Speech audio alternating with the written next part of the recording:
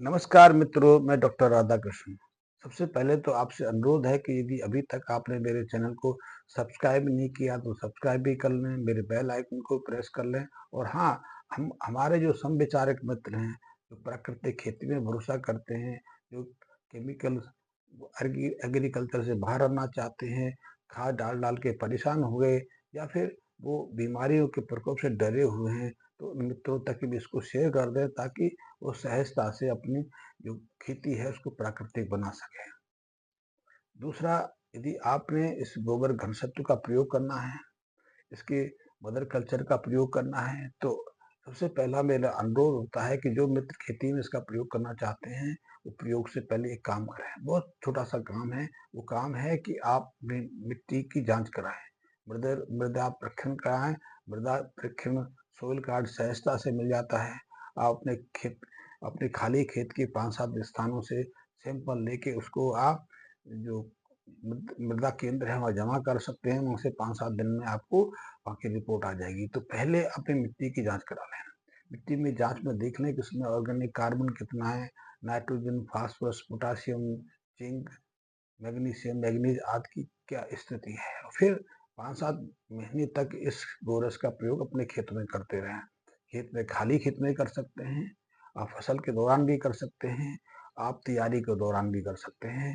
पहली बार इस mother culture का प्रयोग आप करें, दूसरी बार 15 से 20 दिन का अंतर रख सकते हैं या अंतर कम ज़्यादा हो तो कोई दिक्कत नहीं है। आप इसको महीने में 3 बार भी कर सकते हैं, महीने में 4 बार भी कर सकते हैं और महीने में 2 बार तो कम से कम करना ही है। आप इसको सिंचाई के साथ प्रयोग कर सकते हैं, स्प्रे के रूप में कर सकते हैं। फलों के जो हमारे पेड़-पौधे हैं, जो साग-सब्जियाँ या फसलें लगी हुई हैं, उसके ऊपर भी इसका स्प्रे करके इनको नहवा सकते हैं।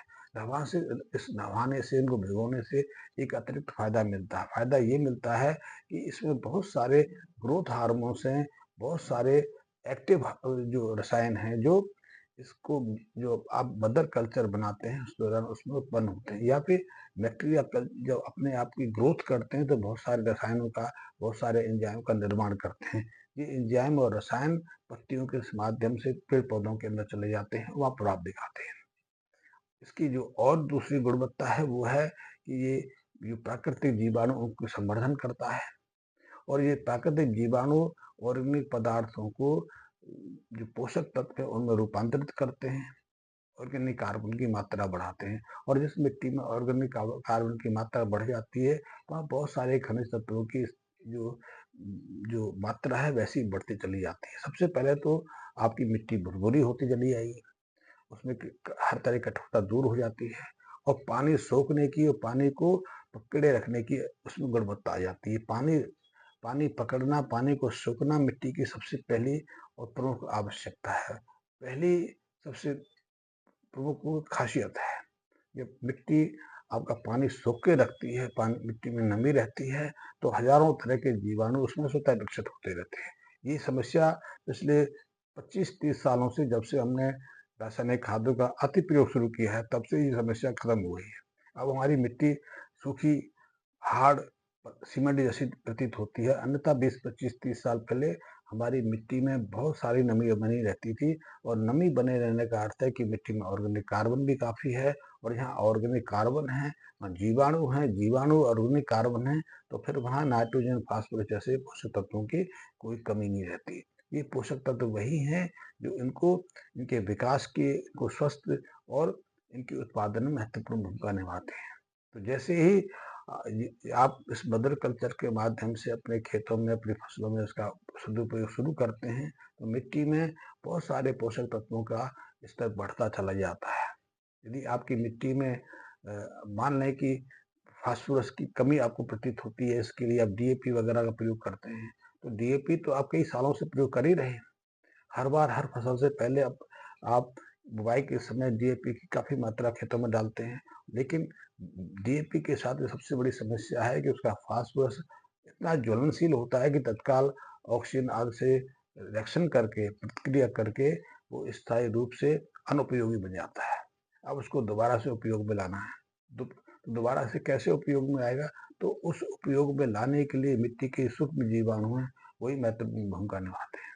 यदि वो कम है तो इनकी सक्रियता और घट जाएगी। यदि वो पर्याप्त संख्या में हैं तो उस जो असक्रिय जो फास्फोरस है उसको सक्रिय करके उपयोगी बना देते हैं। और फास्फोरस हमारी फसलों के लिए, हमारे पेड़ पौधों के लिए बहुत आवश्यक है कि इसी फास्फोरस पर पहले तो जो जड़ों का विकास निर्भर करता है। यदि जड़ें उथली हैं, ऊपर ही ऊपर फैली हैं, तो बहुत सारे पोषक तत्वों से तो हमारे पेड़ पौधे वैसे ही वंचित रह जाते हैं। फिर उनको सिर्फ एक ही चीज मिलती है और वो मिलती है नाइट्रोजन। नाइट्रोजन से आपके पेड़ हरे भरे तत्काल विकसित तो हो जाते हैं, बड़े बड़े अपनी बढ़त को प्राप्त कर लेते हैं, लेकिन उत्पादकता में शून्य हो जाते हैं। वो एक तरह से घास का ही काम करते हैं। जैसे घास होती है ना, अनुपयोगी, बस हरियाली दिखती है, बस पशुओं को आकर्षित करती है और पशु भी उस घास को नहीं खाते। तो नाइट्रोजन की एक पहली जो प्रभाव है वो ये है कि फसलों की ग्रोथ बढ़ा देता है, फसलों पर हरियालीपन ला देता है। लेकिन फसलों पर लालीपन से तो हमारी आवश्यकता पूरी नहीं होती। जब आपके पेड़ पौधे में फूल नहीं आएंगे, फूल का पॉलिनेशन नहीं होगा, परागण नहीं होगा, तो वो बीज में, सीड में, फूल में, फल में कैसे बदलेगा? तो उसकी उपयोगिता तो कोई नहीं रही। उसकी उपयोगिता करना है तो फास्फोरस की बहुत आवश्यकता है। और फास्फोरस के माध्यम से फलों का विकास होता है, बीज अपना आकार ग्रहण कर लेते हैं, बीजों का वजन बढ़ता है और फास्फोरस आज दूसरे जो पोषक तत्व हैं उन्हीं के माध्यम से स्वाद आता है, गंध आता है, उनमें प्रतिरोधक क्षमता विकसित होती है।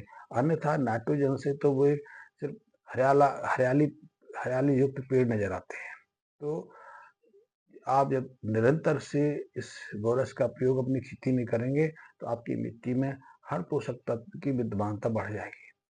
इसका सीधा सा अर्थ है कि ये आपकी फसल में सहायता करने के योग्य हैं। आपको किसी अतिरिक्त पोषक तत्वों की आपूर्ति के लिए प्रयास नहीं करना। आपको ना तो कोई केमिकल फर्टिलाइजर प्रयोग करना है, ना आपको कोई इंसेक्टिसाइड, पेस्टिसाइड प्रयोग करना है, क्योंकि इस मिट्टी में पर्याप्त पोषक तत्व है, पर्याप्त ऑर्गेनिक कार्बन है। उसमें बहुत सारे जो रोग हैं वो तो सक्रिय नहीं होते, और यदि सक्रिय हो भी जाएं, पेड़ पौधों की जड़ों पर हमला कर भी दें, तो वो पेड़ पौधे अपनी सुरक्षा करने में वो सफल हो जाते हैं, उन रोगों से अपने को बचा लेते हैं।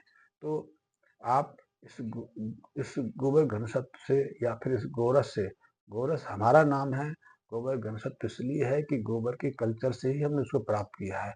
यद्यपि इसमें कुछ मिट्टी में पाए जाने वाले या कीचड़ में उपस्थित रहने वाले जंगलों में जो खरपतवार है, जो पेड़ पौधों की पत्तियां हैं, उनकी डिकम्पोजिशन से जो बहुत सारे जीवाणु सक्रिय होते हैं, उनमें से कुछ जीवाणुओं का मिश्रण इसके साथ तैयार किया है।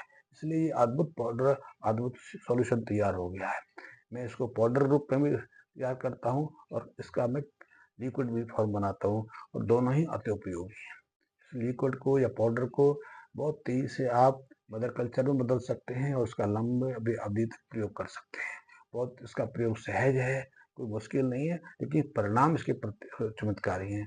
आप एक बार प्रयोग करेंगे तो निश्चित रूप से आप विस्मय बोध हो जाते हैं, आ जाएंगे, आश्चर्यचकित हो जाएंगे। और यदि आपने इसका प्रयोग करना है, आपको चाहिए परीक्षण के लिए, तो आप उसे कम मात्रा में इसका प्रयोग कर सकते हैं। आप मेरे यहाँ से इसको निःशुल्क ले जा सकते हैं और आप इसको एक बार परीक्षित करके देखिए। कुछ कुछ क्यारियों में आप 100 मीटर क्यारी का प्रयोग कर सकते हैं, 200 का। मैं ये नहीं कहता कि आप सुबह 10 एकड़ में इसका प्रयोग कर लें, 20 एकड़ में प्रयोग करें। मैं बिल्कुल नहीं कहूँगा। मैं कहूँगा आप 100 मीटर में प्रयोग करें, 200 मीटर में प्रयोग करें। 100 मीटर में टमाटर लगाएं, प्याज लगाएं, आलू लगाएं, बैंगन लगाएं, मूली लगाएं, हरी मिर्च लगाएं, आप गोभी लगाएं, कुछ भी लगाएं और उसमें इसका प्रयोग करके देखें। मिट्टी का परीक्षण पहले करा लें, मिट्टी की जांच भी 6 महीने बाद, 8 महीने के बाद दोबारा कराएं और उसमें साग सब्जियां लगाएं, किसी तरह की फसल लें और दोनों से तुलना करें कि आपकी फसल में क्या उत्पादन बढ़ा, पेड़ पौधों के विकास में क्या इसका असर आया, उनका हरियाली, उनकी पत्तियां, उनकी टहनियाँ, उनकी कलियां कितना अधिक विकसित हुई, फ्लावरिंग कितनी हुई। दूसरा, मिट्टी की जो संरचना में क्या बदलाव हुआ, आपको इसका प्रत्यक्ष परिणाम दिखाई दे जाएगा। आपको कोई अन्य जानकारी चाहिए, आपके मन में कोई प्रश्न है तो निसंकोच मेरे व्हाट्सएप पर मैसेज भेज के उसकी जानकारी ले सकते हैं। धन्यवाद मित्रों।